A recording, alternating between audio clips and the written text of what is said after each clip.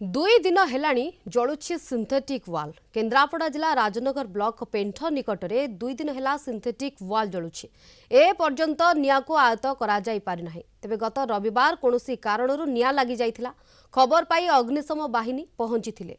तेबे JCB machine साहाय्य पत्थर कढ़ा जाई निया लिभा जाउछि। समुद्र कूल लंघुथिबारु 2018 मसीह रे एहा निर्माण करा जाइथिला।